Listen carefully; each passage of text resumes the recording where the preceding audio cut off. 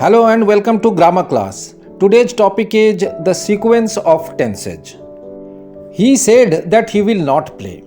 If he will invite me, I will go. I will work hard so that I will succeed. All these are wrong sentences because the sequence of tenses is not maintained here. So what's the sequence of tenses in grammar? We know that a complex sentence consists of a main clause and a dependent or subordinate clause. The sequence of tenses is the principle by which the tense of a verb in the subordinate clause is decided. In other words, the sequence of tenses is a set of rules by which the tenses in the subordinate clause follow the tenses in the principal clause. So the sequence of tenses tells us which tense we have to use in the subordinate clause in view of the tense in the main clause. It's important to remember that the sequence of tenses is chiefly applicable to noun clauses and the adverb clause of purpose. Now let's learn the rules of the sequence of tenses one by one. The first rule is if the main clause has present or future tense, the subordinate clause may have any tense as required by the sense.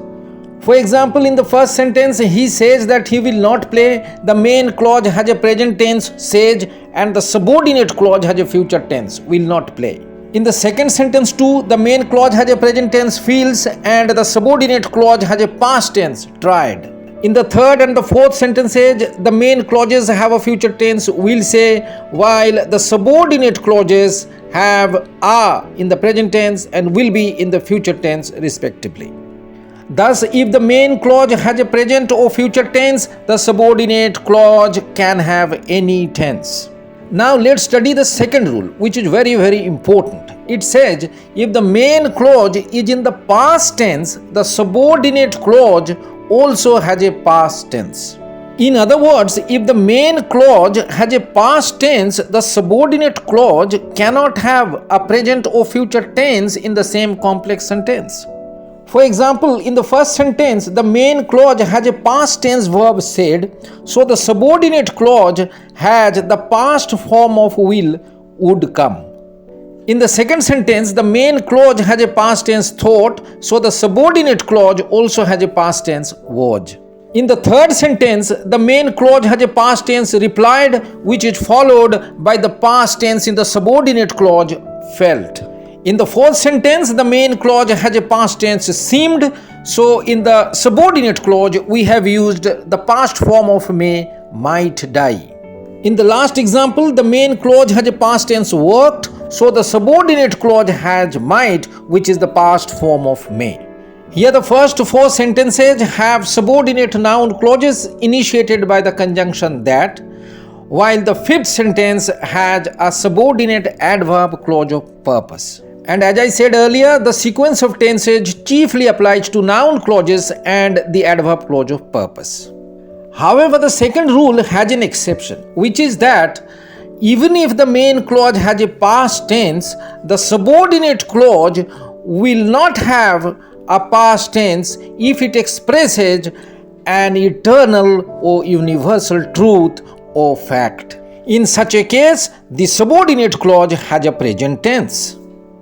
For example, in the first sentence, the main clause has a past tense said, but the subordinate clause expresses a universal or eternal truth, so rises is in the present tense. In the second sentence, the main clause has a past tense taught, but the subordinate clause expresses an eternal truth and therefore it has a present tense is. In the third and the fourth examples, the subordinate clauses express an eternal or universal truth. They have is and goes in the present tense in spite of a past tense said in the main clause. Then the third rule says that if the subordinate clause starts with the conjunction then, it can have any tense as required by the sense, even if the main clause has a past tense. For example, in the first sentence here, the main clause has a past tense loved, but the subordinate clause which starts with then has a present tense loves. But in the second sentence, the main clause has a present tense help, but the subordinate clause has a past tense helped. And in the third, the main clause has a future tense shall walk, while the subordinate clause has a past tense did.